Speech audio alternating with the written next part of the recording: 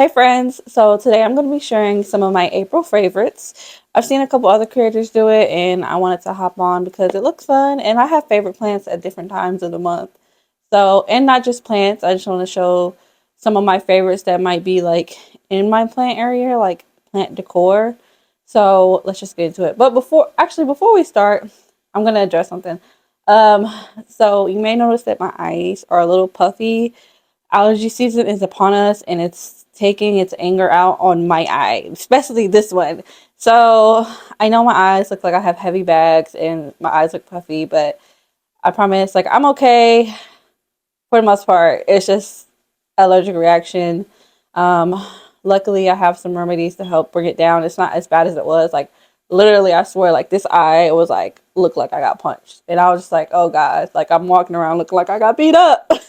But I'm okay. It's just allergy season. And honestly, I'm a little bit surprised because it hasn't happened like this since like 2018. So this is probably the worst it's been in a long time. Usually I just get kind of a sinus thing, but I have a lot of things going on right now. It's all right. We'll get it figured out. But let's get into these April faves. I'm just gonna start off with my Hoya sweet scent. That's the name that I know that it is.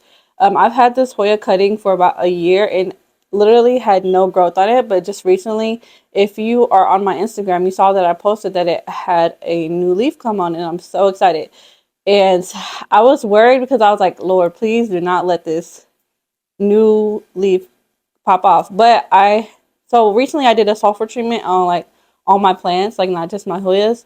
And so I was thinking like maybe this had flat mites because now I'm having new growth and you can see it right here. It's so cute. I'm so excited. So it looks like it's going to be growing and it's not going to fall off. Fingers crossed. And I have a couple of new growth points too. So I have this one and also this. So two or three new growth points. And that's so exciting.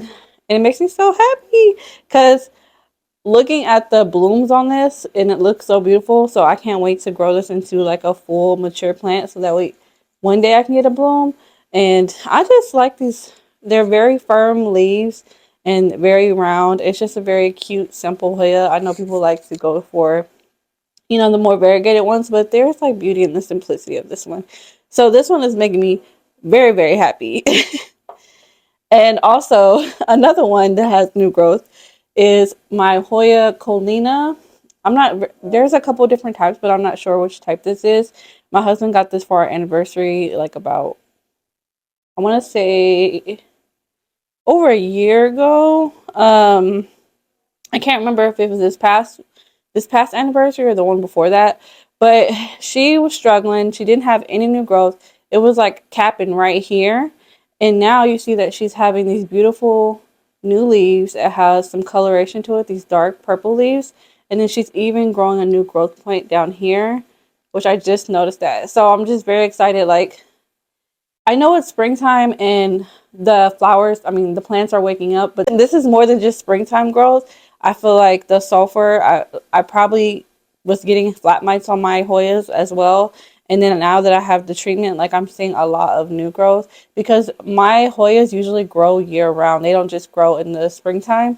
So that's why I was like, it can't just be the fact that it's spring that they're growing.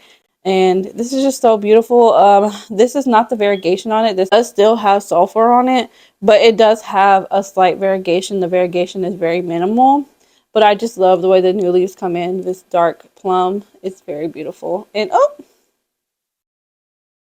it's very beautiful. So I'm very excited about the new growth on this. And I think putting her on the trellis really helped. And I just had this trellis from a former plant that I had. This is not plants, but this is my alebrije. I really love this, and I always put this in the middle of my plants.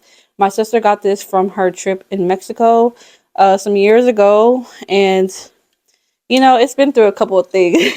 So she put it in her bag, and I guess when the bag went through the airplane, luggage, whatever, it broke. So she tried to glue it back together before she gave it to me. But I really love it. It's from home and it stands out amongst all the green and it really helps break up the plants when I put it in there. And I just feel like it just protects my babies, protects my plants.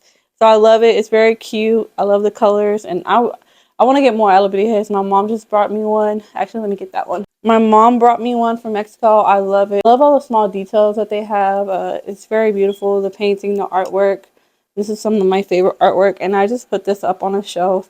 Like I said, they're not only is it like symbolism of my culture, it's just also I feel like it helps break up all the green foliage that I have to have some bright pieces of art in between them. So that's why I love them. They'll probably always be in my favorites because these are my favorite pieces. And even though this one's so tiny, it's so cute. So eventually, my mom's supposed to take me to Mexico. We were supposed to go in 2020, but of course the pandemic happened, and then we just haven't been able to be back since with everything going on. So hopefully we'll go together soon, and I'll be able to. That will be my main focus in Mexico, is to get more of these to put around the house. And then my next one is my varicosum. It's so beautiful. I just repotted this. I did try to film, but it didn't look great, so I just like ditched it. But I love the way now that I put it on the pole, how it's looking. It's had a couple weeks to adjust, and it's going great. This new leaf is coming in.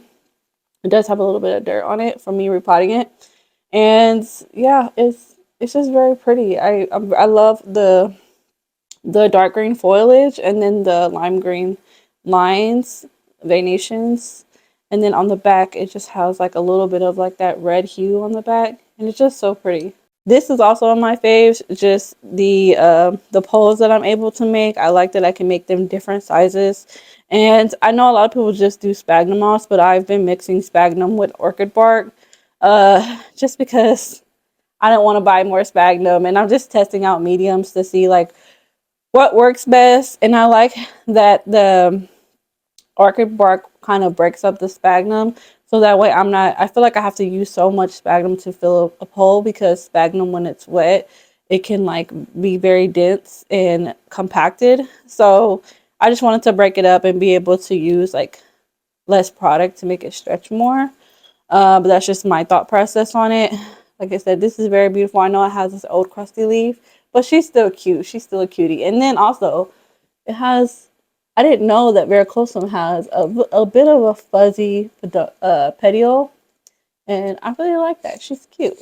And this is my favorite so far, because it's just, I don't know, it's just so cute to me. This is a squall. I'm not very sure how to say it. It's Squamiferum. It makes me think of Squidward. I'll put the name up there. I'll put the name on the screen. But she's so beautiful. They have these fuzzy peduncles. I'm very into my fuzzy, not peduncles, petiole stage. And just this leaf shape is just so beautiful to me. Like, it's so cute. And it's very full. I just repotted her recently. And she was in a nursery pot, so I just put her in something in this ceramic pot, and I just think it's very pretty.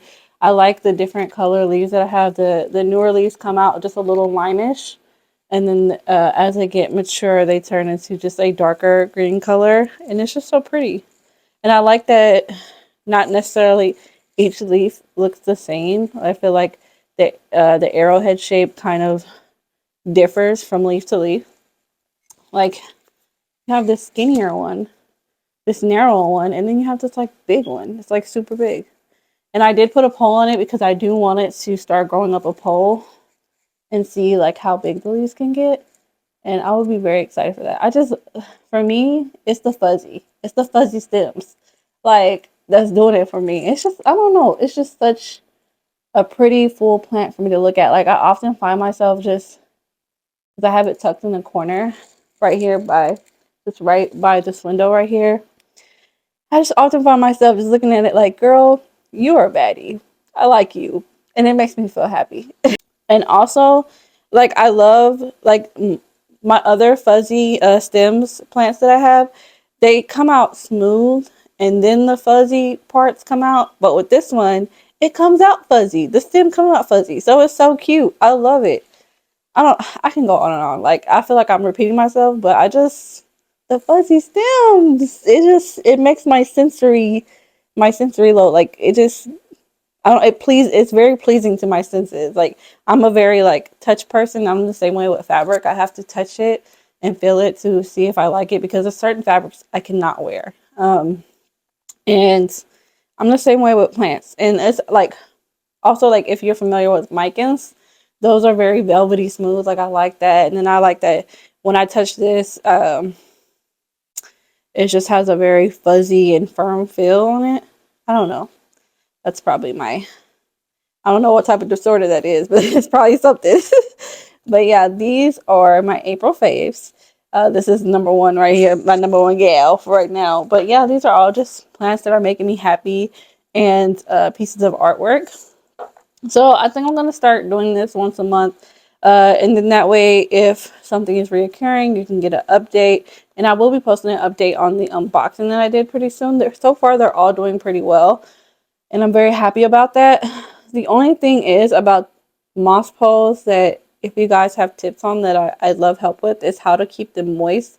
I'm afraid of like I usually put those bulbs in right here to get the poles wet, but I'm afraid that I will end up like causing root rot with that. So if you have any tips on that, do you guys like spray it, or how do you guys keep your moss poles wet without harming the root system? That would be very helpful. But yeah, that's all I have for today. Comment down below if you liked any of these, or what your April faves are. I'd like to hear your feedback. And thank you for watching. Don't forget to like and subscribe. Bye. And I just want water. Water. This is more than just springtime. Oops.